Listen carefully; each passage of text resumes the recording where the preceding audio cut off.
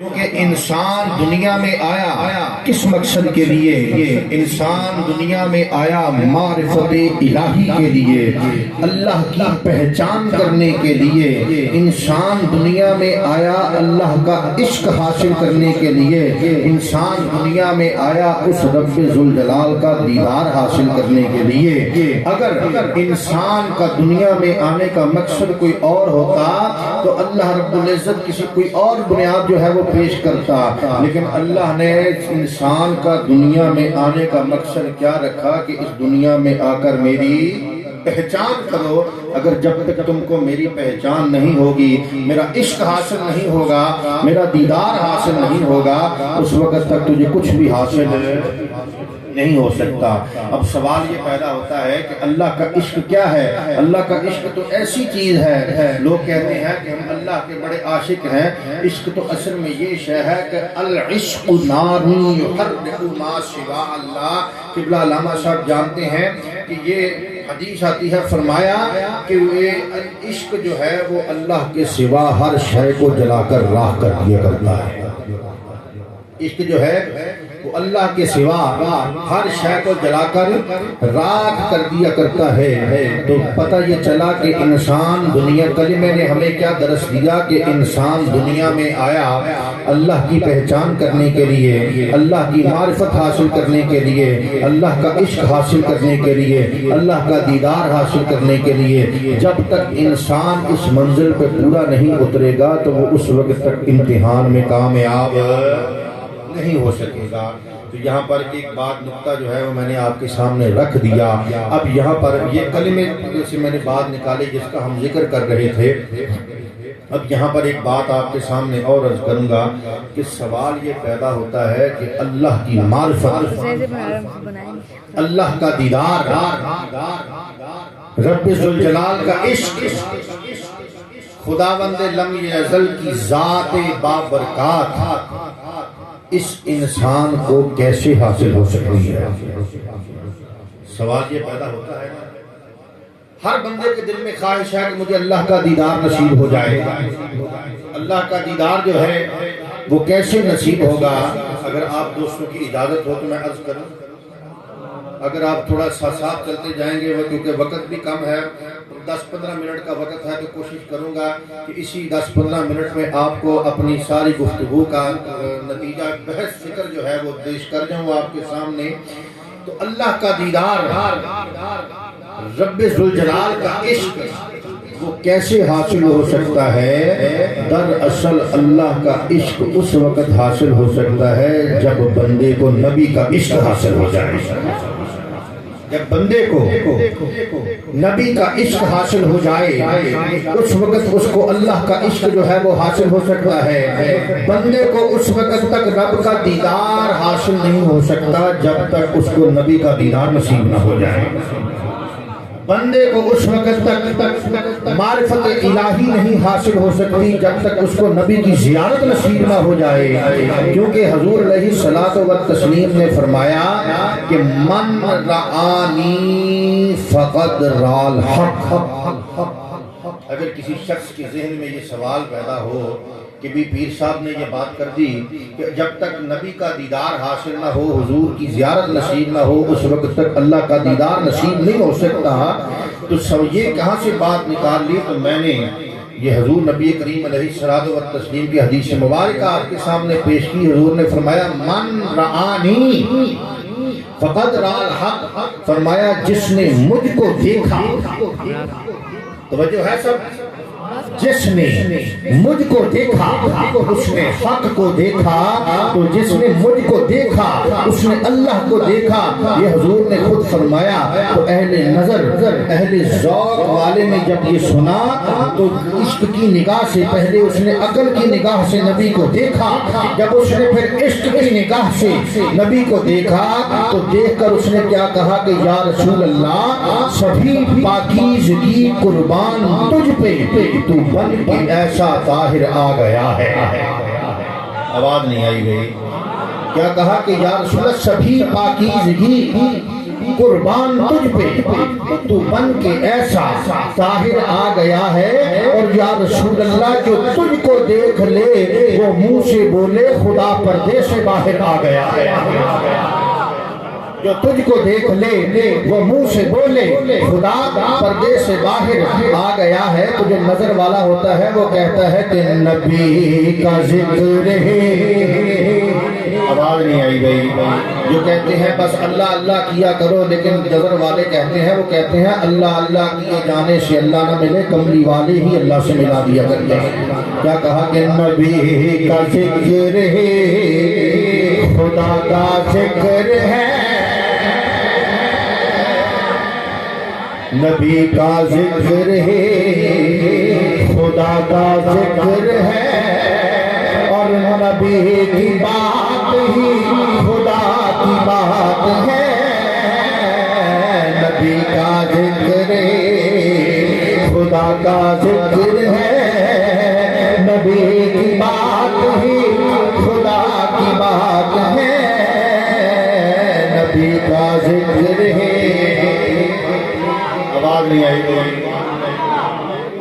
کیا کہا لیکن نبی کا ذکر ہی خدا کا ذکر ہے، اور نبی کی بات ہی خدا کی بات ہے۔ یہ تو صفت کی بات کی ہے کہ نبی کی صفت کرو تو وہ خدا کی صفت ہے، صرف صفت میں نہیں رکھا بلکہ ذات کی بھی بات کی۔ فرمایا کہ قرآن نے کہا کہ ید اللہ فوق ایدیہم، ان کے ہاتھوں کے اوپر اللہ کا ہاتھ ہے، ہاتھ نبی کا تھا، اللہ نے کہا نبی کا ہاتھ ہے، اللہ نے کہا کہ یہ ہاتھ اللہ کا ہاتھ ہے۔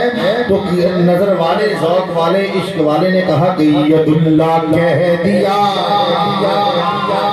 آواز نہیں آئی، کہا ید اللہ کہہ دیا تو ثابت ہو گیا، ید اللہ کہہ دیا تو ثابت ہو گیا، نبی کا ہاتھ ہی خدا کا ہاتھ ہے، ید اللہ کہہ دیا۔ تو جو کہتے ہیں کہ نبی کا ہاتھ خدا کا ہاتھ ہے وہ میرے ساتھ دونوں ہاتھوں کو بلند کر کے پڑھے، ید اللہ کہہ دیا تو ثابت ہو گیا، ید اللہ کہہ دیا تو ثابت ہو گیا، نبی کا ہاتھ ہی خدا کا ہاتھ ہے، ید اللہ نبی کا ذکر ہے، خدا کا ذکر ہے، نبی کی بات ہی خدا کی بات ہے۔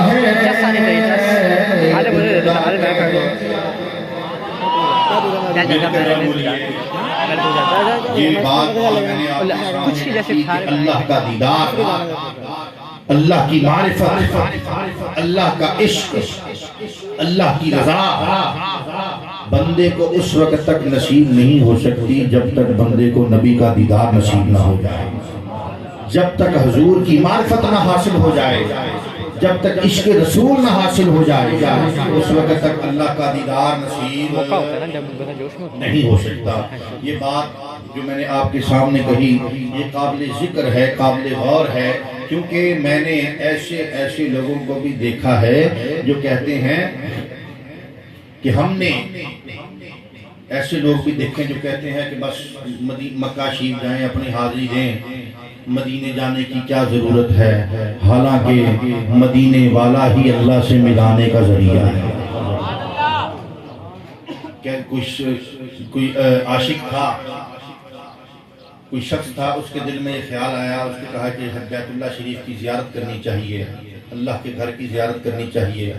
تو دل میں یہ خواہش تھی کہ چلو جا کے اللہ کا بیت اللہ شریف دیکھیں گے تو وہاں پہ اللہ کا دیدار بھی نصیب ہو جائے گا۔ جب وہاں پہ گئے، بیت اللہ شریف کی زیارت کی، لیکن وہاں خدا نہیں ملا، تو بڑا دل برداشتہ ہو گیا وہ شخص۔ جب وہاں سے واپس آیا تو صحرا میں جب طیبہ کی وادی سے گزرا، مدینہ کی سرزمین سے گزرا،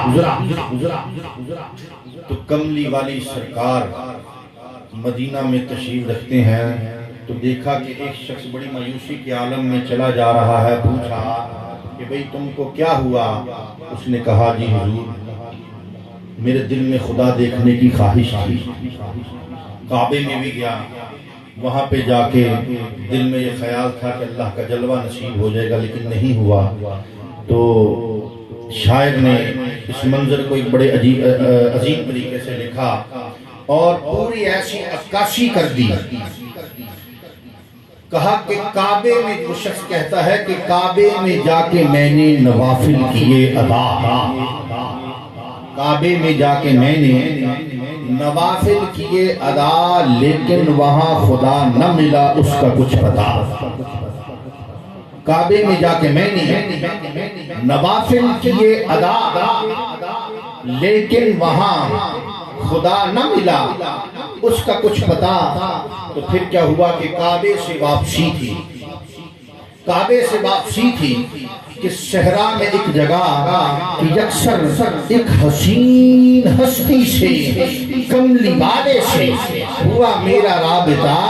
کہنے لگے نبی کہ کہاں جا رہا ہے تو؟ جو ہے سب پھر توجہ سناتا ہوں کہ کعبے میں جا کے میں نے نوافل کیے ادا، لیکن وہاں خدا نہ ملا اس کا کچھ پتا۔ تو پھر کیا ہوا؟ تھک ہار کر کعبے سے واپسی تھی کہ صحرا میں ایک جگہ کہ یکسر ایک حسین ہستی سے، کملی والے سے ہوا میرا رابطہ۔ کہنے لگے نبی کہ کہاں جا رہا ہے تو؟ میں نے کہا کہ یا رسول اللہ، یا رسول اللہ، مجھ کو خدا کی ہے جستجو۔ یہ بات سن کر کملی والے نے پردہ ہٹا دیا، آنکھوں کی پتلیوں نے خدا کو دکھا دیا۔ یہ بات سن کر کملی والے نے پردہ ہٹا دیا، آنکھوں کی پتلیوں نے خدا کو دکھا دیا۔ تو اس نے کہا کہ یا رسول اللہ، اللہ اللہ تیرے دیدار سے کیا یاد آیا۔ آواز نہیں آئی بھائی، مل کے بولیے اللہ اللہ تیرے دیدار سے کیا یاد آیا، تیری صورت۔ آواز نہیں آئی گئی۔ عشق والے، نظر والے، ذوق والے ہوں گے وہ مل کر کہیں گے کہ یا رسول اللہ تیری صورت کو جو دیکھا، تیری صورت کو جو دیکھا تو خدا یاد آیا، تیری صورت کو جو دیکھا تو خدا یاد آیا۔ میں اس بات سے جو میں نے ثابت کیا آپ کے سامنے وہ یہی تھا، کیونکہ وقت بھی اب قلیل رہ گیا ہے، 5 سے 7 منٹ کا دورانیہ آپ کے سامنے بس لوں گا، اس کے بعد دعا خیر ہو جائے گی۔ جو میں نے آپ کے سامنے بات عرض کی کہ اس وقت تک اللہ کی ذات حاصل نہیں ہو سکتی جب تک نبی کی ذات حاصل نہ ہو جائے، نبی کا عشق حاصل نہ ہو جائے، نبی کا دیدار نصیب نہ ہو جائے۔ اب سوال یہ پیدا ہوتا ہے کہ نبی کا دیدار کیسے نصیب ہو سکتا ہے، حضور کا عشق جو ہے وہ کیسے حاصل ہو سکتا ہے، بارگاہ رسالت تک حاضری کیسے نصیب ہو سکتی ہے۔ اب آپ کے سامنے وہ نقطہ آپ کے سامنے میں عرض کرنے جا رہا ہوں کہ جس کلیے کے ذریعے آپ کو ساری بات جو ہے وہ سمجھ آ جائے گی۔ کہتے ہیں کہ جس بارگاہ رسالت تک وہی بندہ حاضری کروا سکتا ہے جس نے نبی کی ذات کا دیدار نصیب کیا ہو، جس کو نبی کی ذات حاصل ہوئی ہو۔ اللہ تک کون پہنچا سکتا ہے؟ جس نے اللہ تک کامل رسائی حاصل کی ہو، اور اللہ تک کامل رسائی کس کی حاصل ہے؟ فقط نبی کریم علیہ الصلوۃ والتسلیم کی کامل رسائی میں نے اس کی مکمل رسائی، صرف رسائی کا لفظ نہیں میں نے استعمال کیا، کامل رسائی کا، مکمل رسائی اللہ تک کس کی ہو سکتی ہے؟ کملی والی سرکار کی، اور کملی والی سرکار تک رسائی کس کی ہو سکتی ہے؟ اس کی ہو سکتی ہے۔ کملی والی سرکار تک رسائی کیسے حاصل ہو سکتی ہے؟ کملی والی سرکار تک رسائی جو ہے وہ ایسے ہو سکتی ہے کہ اس شخص کو دیکھا جائے کہ جس نے اس بارگاہ تک رسائی حاصل کی ہو۔ موٹر سائیکل چلانی سیکھنی ہو تو کسی ایسے شخص سے سیکھیں گے کہ جس نے جس کو موٹر سائیکل چلانی آتی ہو۔ کار چلانی سیکھنی ہو تو ایسے شخص سے سیکھیں گے جس کو جو کار چلانا جانتا ہو۔ دیگ پکانی ہو تو دیگ پکانی ایسے شخص سے سیکھیں گے کہ جس کو دیگ پکانی آتی ہو۔ بہت ساری ایسی مثالیں ہیں کہ سب کا وقت قلیل ہے، تو ایسے ہی حضور کا دیدار اس شخص کے ساتھ حاصل ہو سکتا ہے کہ جس نے حضور کا دیدار حاصل کیا۔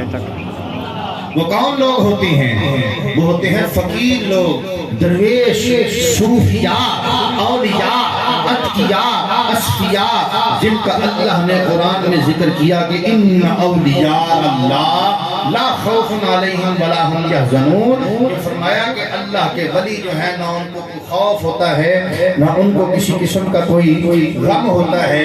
تو اللہ کے ولی کے ذریعے جو ہے وہ حضور علیہ الصلوۃ والتسلیم کی بارگاہ تک پہنچا جا سکتا ہے۔ میں اس کی آپ کے سامنے ایک مثال عرض کروں گا۔ یہ آپ کے قریب توسا شریف ایک بہت بڑی درگاہ ہے، حضرت شاہ سلیمان توسوی پیر پٹھان رحمۃ اللہ علیہ، چشت کی دنیا کا بہت بڑا شہنشاہ حضرت شاہ سلیمان توسوی پیر پٹھان رحمۃ اللہ علیہ کے پاس حضرت مولانا شاہ محمد علی مکھٹ شریف کے بزرگ فیض لینے کے لیے آئے، اور سیال شریف کے بزرگ حضرت خواجہ شمس الدین سیالوی رحمۃ اللہ علیہ فیض لینے کے لیے جب وہاں پہ حاضر ہوئے تو دونوں استاد شاگرد تھے۔ شاہ محمد علی استاد تھے، حضرت شاہ سلیمان توسوی شاگرد تھے۔ تو دونوں استاد شاگرد جب فیض لینے کے لیے حاضر ہوئے آپ کے پاس، تو مولانا شاہ محمد علی قرآن حدیث کا علم جانتے تھے۔ اب جس وقت وہ شاہ محمد علی حاضر ہوئے تو حضرت شاہ سلیمان توسوی پیر پٹھان نے پوچھا کہ بھی کیسے آئے ہو؟ تو حضرت شاہ محمد علی عرض کرتے ہیں کہ حضور کا عشق حاصل کرنے کے لیے آیا ہوں۔ اب سوال تو یہ پیدا ہوتا ہے کہ وہ قرآن کا درس بھی دیتے تھے، حدیث کا علم بھی پڑھاتے تھے، تو کیا ان کو حضور کا عشق نہیں حاصل ہوا؟ عشق کیا ہے؟ عشق یہ چیز ہے کہ جس کا عشق رکھیں وہ عشق والا بھی مل جائے گا، وہ عشق والا بھی مل جائے۔ قرآن پڑھے تو اسے قرآن والا بھی مل جائے، حدیث پڑھے تو اسے حدیث والا بھی مل جائے، نماز پڑھے تو اسے نماز والا بھی مل جائے گا، حج کرے تو اسے حج والا بھی مل جائے۔ تو یہ مثالیں آپ کے کلمہ پڑھے تو اس کو کلمہ والا بھی مل جائے۔ عشق یہ ہے کہ اس کو والا مل جائے۔ کہا حضور کہ عشق نصیب نہیں ہوا۔ آپ نے فرمایا کہ ٹھیک ہے۔ پھر آپ نے حضرت شاہ محمد علی کو فرمایا کہ ہمارے ہاں ایک مدرسہ ہے، وہاں پہ قرآن و حدیث کا درس دیا جاتا ہے، آپ وہاں پہ بچوں کو قرآن و حدیث کا درس دیں، بچوں کو پڑھائیں۔ قرآن و حدیث کا آپ درس دیں گے تو انشاءاللہ عزیز پھر آپ دیکھتے ہیں۔ کہتے ہیں کہ حضرت شاہ محمد علی 6 مہینے رہے، 6 مہینے رہ کر حضرت شاہ محمد علی نے وہاں پر قرآن و حدیث کا درس دیا۔ 6 مہینے بعد جب وہ ایک دورانیہ مکمل ہوا تو حضرت شاہ محمد علی نے، حضرت شاہ سلیمان توسوی پیر پٹھان نے حضرت شاہ محمد علی کو بلایا، توجہ ڈالی، سینے کے ساتھ لگایا، توجہ ڈالی، سب کچھ عطا کر دیا، سب کچھ عطا کر دیا۔ حضرت شاہ محمد علی فیض لے کر تشریف لے گئے۔ واپس جب تشریف لے گئے تو وہاں پہ آپ کا ایک لانگری تھا، اس نے کہا دیکھو جی پیر صاحب، حضرت صاحب بھی بادشاہ ہیں، وہ آیا، اس 6 مہینے رہا، نہ اس نے کوئی خدمت کی، نہ جھاڑو پوچھا کیا. حضرت صاحب نے اس کو سب کچھ عطا کر دیا. ہمیں یہاں 9 10 سال ہو گئے خدمت کرتے ہوئے، ہمیں کچھ بھی نہیں عطا کیا. بات گھومنی شروع ہو گئی. چلتے چلتے بات جو تھی وہ حضرت پیر پٹھان شاہ سلیمان تونسوی رحمۃ اللہ علیہ تک آ گئی. حضرت شاہ سلیمان تونسوی نے جب سنا تو عثمان بھائی کو بلایا. فرمایا عثمان بھائی کو بلایا اپنے پاس. جب عثمان بھائی آیا تو فرمایا ہاں بھائی کیا بات ہے تمہیں؟ اس نے کہا حضور آپ نے بھی عجیب کر دیا. وہ آیا، اس نے کچھ بھی نہیں کیا، آپ نے اس کو سب کچھ دے دیا. ہمیں یہاں اتنی خدمت کرتے ہوئے اتنی مدت گزر گئی، ہمیں کچھ بھی نہیں دیا. حضرت شاہ سلیمان تونسوی پیر پٹھان نے فرمایا کہ چاہتے کیا ہو؟ تو نان لانگری نے کہا کہ حضور جو کچھ آپ نے شاہ محمد علی کو عطا کیا ہے وہ مجھے بھی عطا کر دیجیے، وہ مجھے بھی عطا کر دیجیے. کہتے ہیں کہ حضرت شاہ سلیمان تونسوی پیر پٹھان نے سنا، اس کو سامنے بٹھا لیا، اس کے قلب کے اوپر توجہ ڈالی اور انگلی کے ساتھ اس کے قلب پر جب ضرب اللہ لگائی، ضرب لگانے کی دیر تھی کہ وہ مرغ بسمل کی طرح تڑپنا شروع ہو گیا. تڑپتے تڑپتے تھوڑی دیر بعد اس کی روح کف سے انسری سے پرواز کر گئی. حضرت شاہ سلیمان تونسوی نے فرمایا اپنے مریدین کو کہ اس کو نہلاؤ، کفناؤ، دفنا دو. تو مریدوں نے پوچھا کہ حضور یہ کیا معاملہ ہوا؟ فرمایا نان بھائی نادان تھا، بے وقوف تھا، بات کرنے چلا تھا شاہ محمد علی کے بارے میں. کہتے ہیں کہ میں نے حضرت شاہ محمد علی شاہ سلیمان تونسوی نے فرمایا کہ میں نے اس نان بائی کو عشق رسول کے کروڑویں حصے کی ایک رتی عطا کی تھی. اس نان بائی سے برداشت نہیں ہو سکی. عشق رسول کے کروڑویں حصے کی ایک رتی عطا کی، نان بھائی سے برداشت نہیں ہو سکی. قربان جاؤں شاہ محمد علی پہ کہ جس نے عشق رسول کے ایک من کا پیالہ پی لیا اور پی کر اس کو ایسا ہضم کیا، اتنا بڑا ظرف رکھا کہ ایک من کا پیالہ پی لیا اور ایسا ہضم کر لیا کہ اس کو پھر ہضم کر کے ڈکار بھی نہیں مارا ہے. اس لیے کہتے ہیں نا کہ نگاہ مرشد کامل سے عشق مصطفیٰ حاصل. آواز نہیں آئی.